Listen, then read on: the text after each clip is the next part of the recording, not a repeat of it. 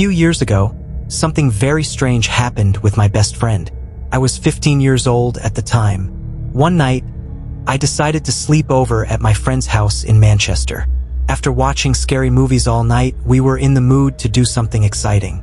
Not far from my friend's house was a demolition site. It was a block of old houses in terrible condition that were scheduled to be torn down in 2 days. The local council was going to demolish them to make room for new housing. The entire site was fenced off, with warning signs everywhere saying, "Do not enter." All the houses were boarded up, tight doors and windows sealed shut with wooden planks. Nobody could get inside.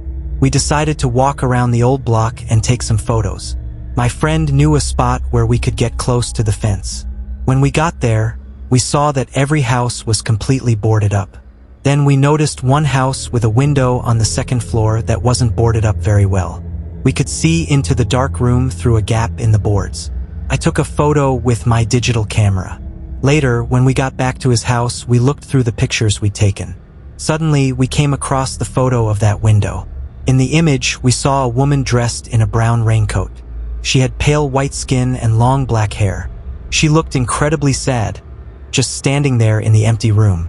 The weird thing was, we hadn't seen any woman when we took the picture. Plus, all the doors and windows were supposed to be boarded shut. We went back to the house the next day to double-check. After investigating, we confirmed that everything was still sealed tight. There was no way anyone could have gotten inside.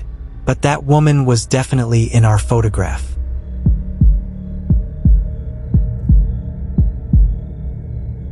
This story isn't mine, but belongs to my friend from Tokyo. I'll call him Ryan. It happened when Ryan was only about 11 or 12 years old. Ryan was a good-looking kid and had his share of admirers at school. But one girl took her crush to an extreme level. I'll call her Anna. Anna was much older than Ryan. She was 17 years old. She was an acquaintance who lived down the street from him. Ryan didn't think much of her at first, until she started stalking him. Every day and every night, she would follow him somehow, either in person or online. Ryan first got creeped out when she started messaging him over 20 times a day with texts like, "Be safe," "Are you alright?" and "Sleep well." This was weird, but he tried to ignore it. Then the messages got much creepier. Instead of general checkups, they became very personal. She would text things like, "You should eat your lunch," if he had skipped lunch at school, or, "I think your sister is hungry," when his little sister was crying at home. Ryan stopped using his phone and social media completely, but it didn't end there. Ryan's mother was almost never home, so he was frequently looked after by babysitters. One day, he had a new babysitter. It was Anna. Nothing seemed particularly strange as she watched him and his siblings, but she did get very close to his mother, which made him uncomfortable.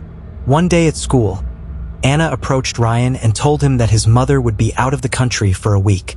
She said his mother had asked her to let Ryan stay at her house. Ryan was hesitant, but he couldn't go against his mother's wishes. Anna told him his mother had already left, so he should come home with her after school that day. Ryan reluctantly agreed and went to her house. When they arrived, her parents weren't home. Things get blurry here as my friend gets emotional telling this part. It still scares him today. He said Anna would make him play weird games with her like House, where she insisted she was the wife and he was the husband. She also played games like Cops and Robbers, and scary games where she would blindfold him and leave him alone in a silent room for hours. He was 5 days into staying at her house when Anna went to her part-time job. She had locked all the doors, and the windows were too high to jump from. While he was sitting in front of the TV, he saw a chilling news report. It was a missing child report, and the missing child was him. Before he could catch the phone number to call, the TV switched off. Anna was standing behind him with the remote in her hand. Ryan freaked out, crying and screaming.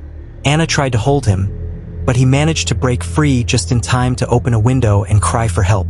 Luckily, a couple walking past heard his cries and called the police. Within an hour, police arrived and found him locked in her bedroom, blindfolded with his hands tied. Since Ryan was still a minor, he's unsure what exactly happened to Anna. He only remembers the police taking her away while his mother hugged him.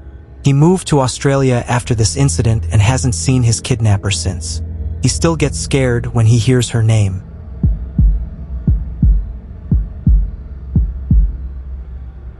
About 5 years ago, I lived downtown in a major city in California. I've always been a night person, so I would often find myself bored after my roommate went to sleep early. To pass the time, I used to go for long walks and spend time thinking. I spent 4 years walking alone at night and never once had a reason to feel afraid. I always joked with my roommate that even the drug dealers in our city were polite. But all that changed in just a few minutes one evening. It was a Wednesday night, somewhere between 1 o'clock and 2 a.m. I was walking near a police-patrolled park quite far from my apartment.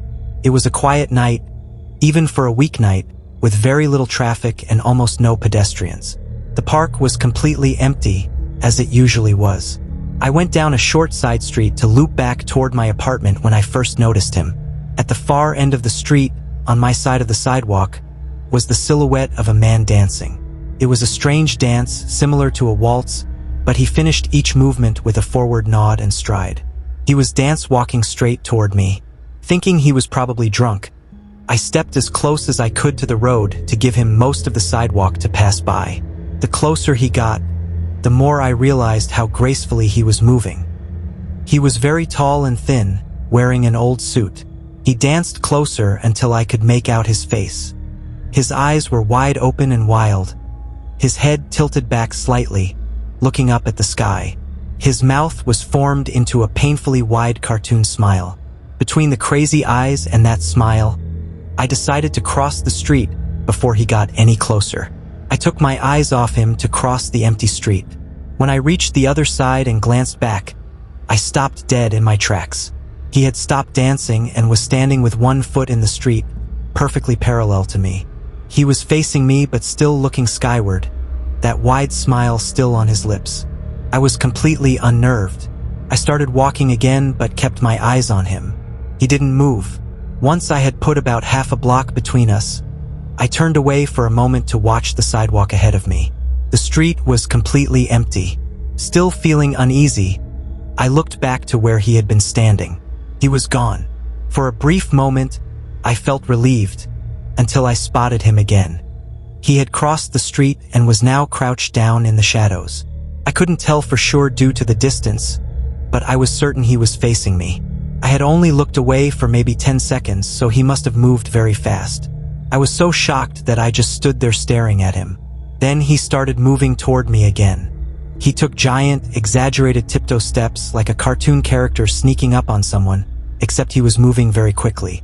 I'd like to say I ran away or pulled out pepper spray or my phone, but I didn't. I just stood there, completely frozen, as this smiling man crept toward me. Then he stopped again, about one car length away from me, still smiling, still looking at the sky. When I finally found my voice, I meant to shout, "What the hell do you want?" in an angry, commanding tone. What came out was a whimper. What the hell? He could certainly hear the fear in my voice, which only made me more afraid. But he didn't react at all. He just stood there smiling. After what felt like forever, he turned around very slowly and started walking away. Not wanting to turn my back on him, I watched him go until he was almost out of sight. Then I realized something. He wasn't moving away anymore, and he wasn't dancing. I watched in horror as his distant shape got bigger and bigger. He was coming back, and this time he was running. I ran too. I ran until I was off the side road and back onto a better lit street with some traffic. When I looked behind me, he was nowhere to be found. For the rest of my walk home, I kept glancing over my shoulder, always expecting to see that horrible smile, but he was never there. I lived in that city for 6 more months, but I never went out for another night walk. There was something about his face that haunted me. He didn't look drunk or high. He looked completely and utterly insane. That's a very scary thing to see.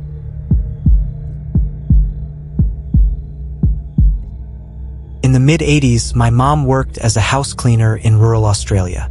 She would clean homes in suburban areas and sometimes in wine country regions. She left business cards at local shops and got most of her work through referrals and word of mouth. One day, she got a call from a woman who sounded like she was around 60 years old. The woman wanted Mom to clean her old farmhouse. She made several odd demands, and Mom usually met clients before taking on new jobs. In this case, the woman didn't want to meet my mom and said she would just leave the keys under the front doormat. Mom agreed, mainly because the woman was obviously wealthy and offered to pay substantially more than Mom would normally expect. Mom went to the house on a Monday morning and immediately felt unnerved by the long driveway. The house sat in the middle of a very large, very empty property. She found the keys and started cleaning. About an hour into the job, she heard the back door slam shut. Mom had been told no one would be home, so she immediately felt unsafe. She stood frozen in the kitchen for what felt like 3 or 4 minutes, though she said it couldn't have been much longer. There was no other car on the property. She wanted to leave immediately, but she had 2 rooms left to clean, both bedrooms. As time passed and she heard nothing else, she decided it might have been nothing, or perhaps something had just fallen over. She walked down the hallway and into the first bedroom. All over the bed were black and white photographs. As Mom got closer, she realized the photos were all of her. Some were taken at our family home, others at houses she cleaned for other clients. Some were taken through windows or over fences. Someone had been following her and taking pictures. She used the house phone to call the police and immediately drove to the end of the driveway to wait. The woman was investigated by police, but continued to claim it was a break-in. After some time, the police stopped investigating. We ended up moving to a new town 4 months later.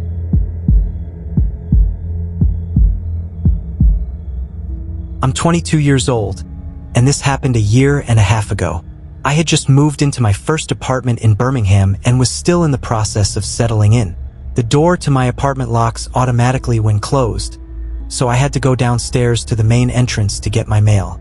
I was on the phone with my friend when I went to get the mail. When I returned to my apartment, I sat on my bed while opening the mail and talking on the phone. I accidentally dropped my phone, and it slid under the bed. I had to lie on the floor and reach under to get it. That's when I saw something that made my blood run cold. There was someone under my bed. My eyes widened, and I had to choke back the urge to scream. The person was lying still with his back toward me and his head down, so I couldn't see his face and he couldn't see me either. Trying to stay rational while my mind raced, I picked up the phone and said calmly, "Sorry, I dropped my phone. I'm just going to take a shower and call you back." The bathroom was right next to my bed, so I walked in casually, quietly locked the door, turned the shower on, then climbed out the window and called the police. They told me to wait nearby but to position myself across the street where I could watch both my bathroom window and the main entrance door. It was summer and still light outside. I hid behind a car, watching my open bathroom window and the entry door. I called my friend, and he came over just before the police arrived. I gave them my keys and they went inside. Moments later, 2 officers came out holding a thin, tired-looking man. His eyes looked crazy, but he didn't try to resist. The policeman who stayed with me to comfort me told me something that still gives me chills. The man had been standing outside my bathroom door with one of my kitchen knives, waiting for me to come out. He had somehow snuck through my front door while I was getting mail downstairs and hidden under my bed. The man turned out to be homeless and was placed in a mental hospital.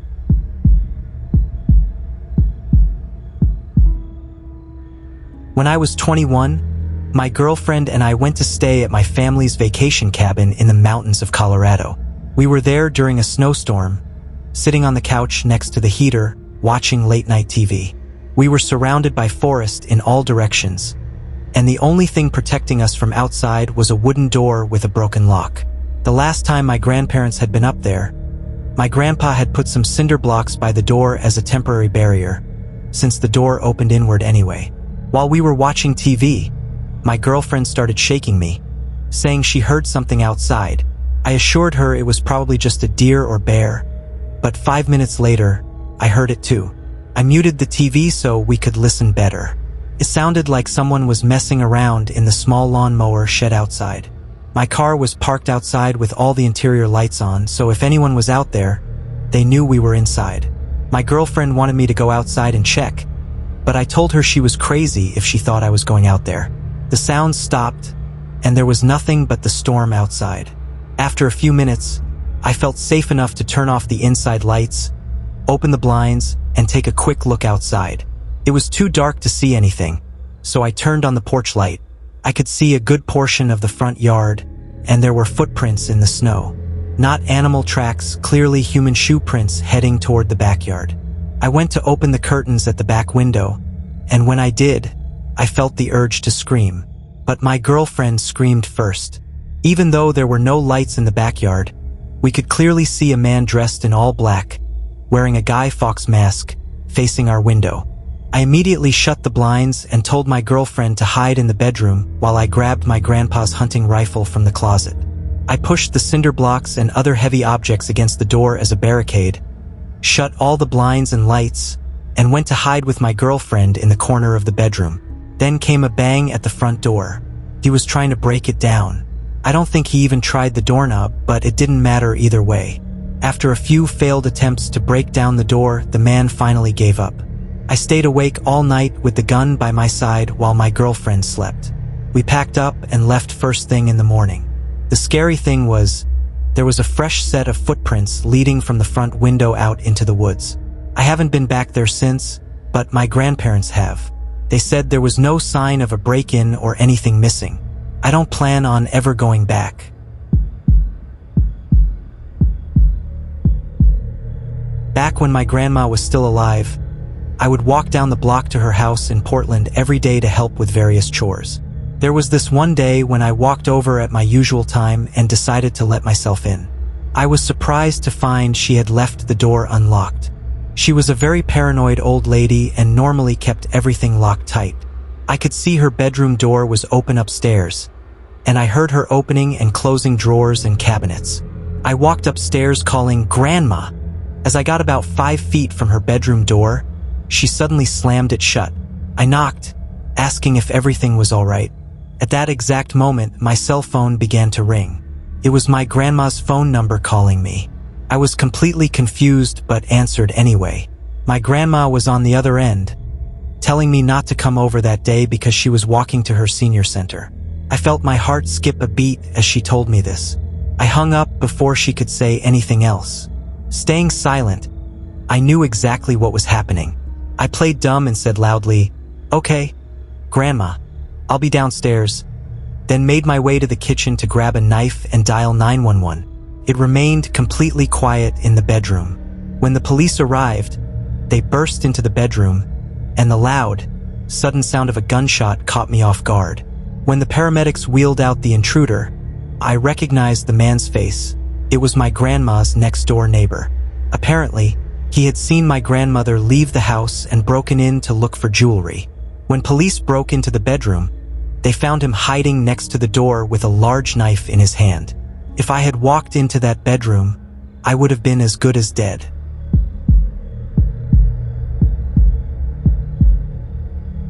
This is the most haunting memory of my life.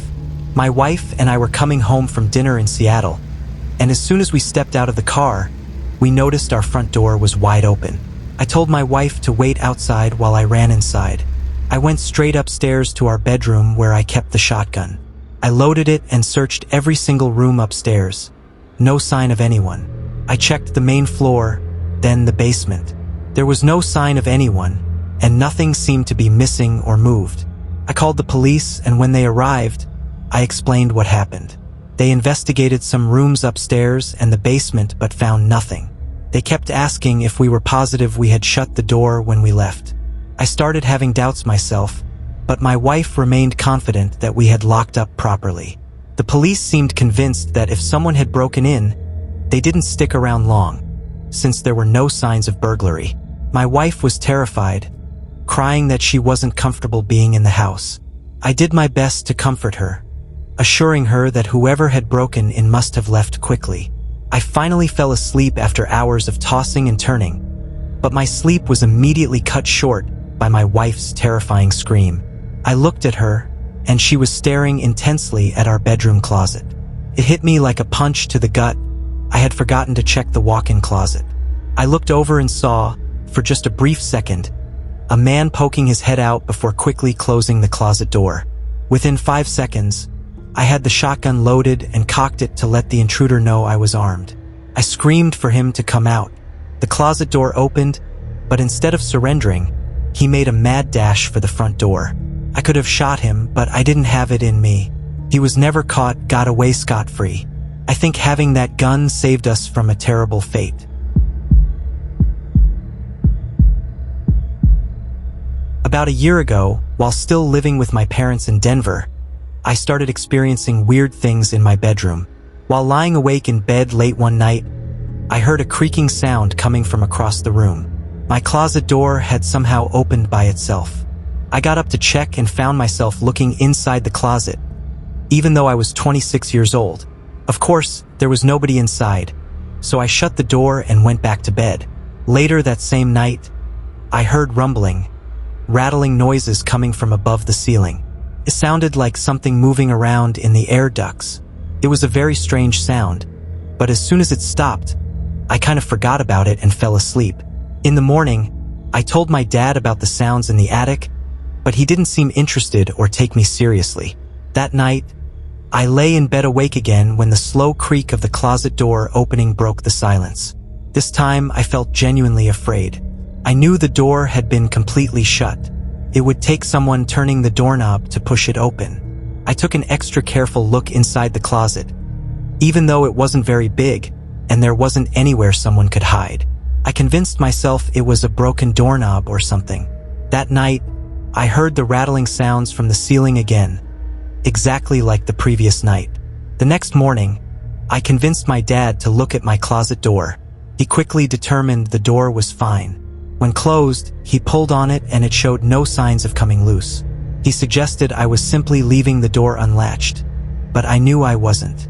That night, I sat up waiting for it to happen again. Right on cue, the closet door creaked open. I waited for the ceiling sounds, but there was just long silence. I turned on my lamp and looked up at the air vent in my room. I screamed at the top of my lungs. I could clearly see two wide-open eyes peering through the vent slats at me. My parents rushed into my room, asking if I had lost my mind. I explained everything, but they looked at each other like I had completely lost it. They dismissed it as a dream or claimed I was too tired and imagining things. They even lectured me about staying up too late. But to this day, I know I didn't imagine it. It was too real. The closet opening routinely. I know that wasn't my imagination either. I've never been a believer in the paranormal, but I still have no explanation for those 3 nights.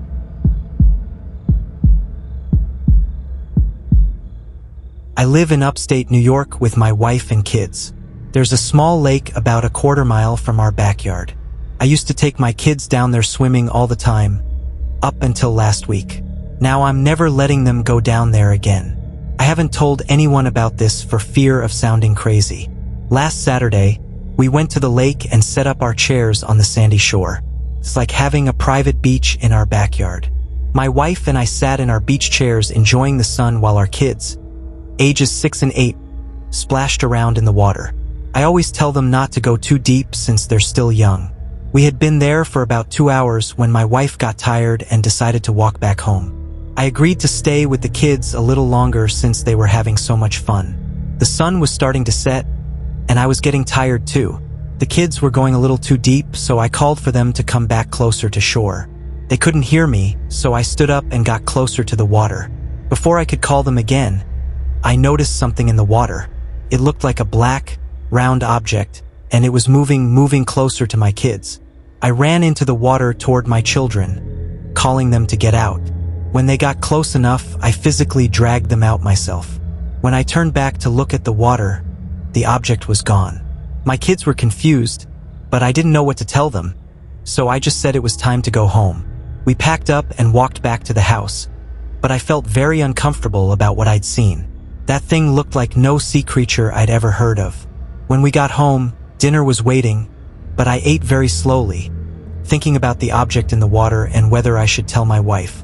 My wife asked what was wrong. She noticed I was eating slowly. I decided not to tell her right then. After dinner, I took a flashlight and walked back down to the lake alone. It was already dark by then. I got to the lake, but honestly didn't know what I was expecting to find. I shined the flashlight all around the surface, searching for that black object. Then I heard a large splash somewhere in the lake. the kind of splash something makes when emerging from the water. I thought it might be some kind of animal, so I shined the light everywhere, searching for the source of the sound. Then I found it, and I realized I was dead wrong. There was a silhouette of a humanoid figure with long black hair covering its entire face. It just stood there in the water, facing me. I dropped the flashlight in horror and sprinted all the way back to my house, slamming the door behind me. I haven't told anybody about this. What kills me is that the lake is only a quarter mile from my house, and for all I know, that thing could be watching me through my window right now.